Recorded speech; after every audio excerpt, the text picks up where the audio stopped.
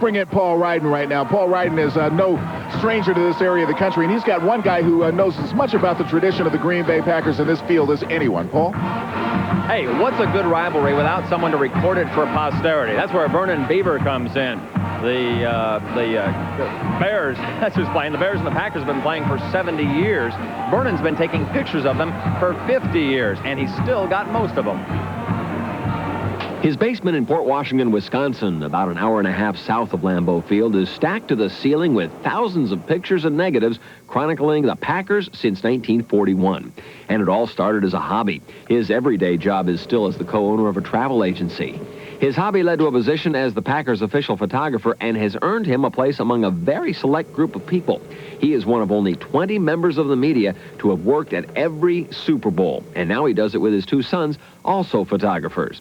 You've seen Vernon's pictures, the one that earned him NFL Photographer of the Year in 1984, the famous Packer sweep, Vince Lombardi receiving the first Super Bowl trophy, Paul Hornung diving over the line in Milwaukee, and then there's the one that makes him almost prouder than all the rest, the famous Bart Starr quarterback keeper in the so-called Ice Bowl that won the Packers their third straight NFL championship. And Vernon's with us live now. Vernon, why are you so proud of that picture? I'm so proud of it, Paul, because my son took it. And your son just happens to be here, John Biever over here, who's now taking pictures which are appearing in Sports Illustrated. He went on to become a professional photographer himself. Tell us the story of that day. What happened? Well, we actually split up.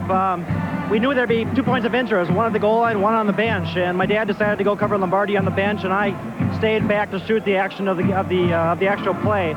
As it turned out, the bench was dead, and the action of the play has gone on to be reproduced many hundreds of times. And how old were you at the time? 15, I believe, a freshman in high school. 15. Vernon, tell me what it was like to be upstaged by your 9th grade son. I thought it was fantastic. If it could ever happen again, do it. I know it was cold. Did everybody's equipment freeze up? Or?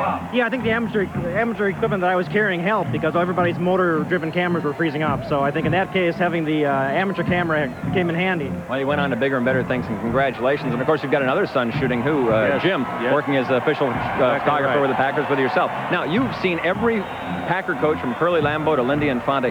Tell us about Vince Lombardi. What was it like working for him? Well, Vince Lombardi was a very strange person to photograph. You didn't know if he liked you or not.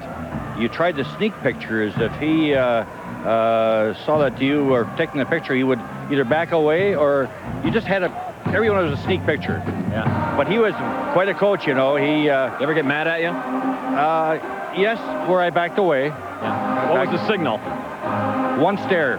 One stare will do it. Vernon, thanks so much for being with us, and thanks for being in the eyes of Packer fans and football fans all over the country, for that matter. Let's go back now to Fred. Well, thank you very much, Paul. A couple guys who are as busy as beavers. We'll be back to the Fruit of the Loom halftime report right after this.